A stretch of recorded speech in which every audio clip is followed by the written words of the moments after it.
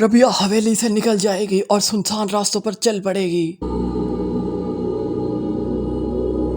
کیونکہ ربیہ کو معلوم تھا سربلند کے ایکسیڈنٹ کے بعد حویلی کے اندر اس کی عزت محفوظ نہیں ہے۔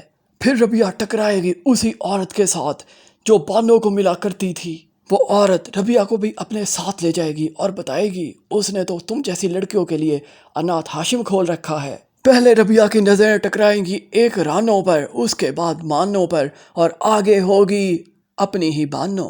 بانو اور ربیہ ایک دوسرے کو دیکھیں گے، وقت تھم سا جائے گا، سانسیں رک سی جائیں گی، پھر وہ دونوں ایک دوسرے کو گلے لگائیں گی اور پھر اپنی اپنی داستانیں سنائیں گی۔ پھر وہ عورت بتائے گی ربیہ کو بانو اسے زخمی حالت میں ملی تھی، پھر وہ اسے اپنے گھر لے آئی، اور وہ عورت ایکچول کے اندر FCPS ڈاکٹر ہے، بس ملنگ تو وہ پارٹ ٹائم بنی ہوئی ہے۔ جس پر ربیہ کے دل سے آواز آئے گی ڈاکٹر ملنگ ہی تو ہوتے ہیں، نہ کسی کی زندگی کی فکر کرتے ہیں، نہ کسی کی موت کی پرواہ، بس اپنے پیسے سے پیار کرتے ہیں۔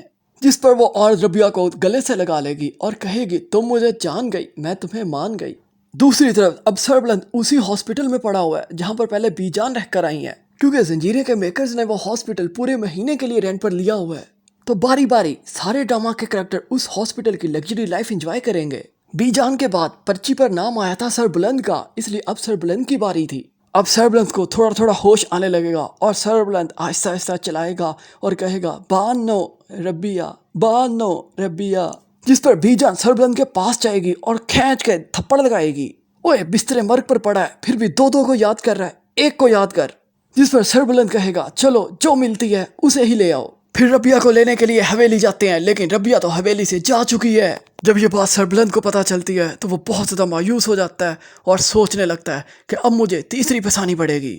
لیکن پھر بی جان سربلند کو جھنجھوڑتی ہے اور کہتی ہے تیسری کو چھوڑو، پہلے دو میں سے کسی ایک کو لے آؤ۔ پھر سربلند ٹھیک ہونے کے بعد حویلی پہنچے گا، پھر اسی ہی پل ربیہ اور بانو بھی حویلی پہنچ جائیں گی۔ پھر سربلند شاہ رخ خان والا پوز بناتے ہوئے اپنی باہیں پھیلا دے گا، جس پر ربیہ تو کھڑی رہے گی لیکن بانو بھاگے گی سربلند کی باہیں دیکھ کر، کیونکہ بانو بہت ترسی ہوئی ہے۔ پھر بانو کے دل سے آواز آتی ہے لوگ مجھے سحر ہاشمی کہتے ہیں لیکن ابا مجھے عمران ہاشمی کہتے تھے۔ اگر آپ کو ہماری روشنی اچھی لگی تو کائنڈلی ہمارے اس چینل کو ضرور سبسکرائب کر دیں۔ Thanks for watching.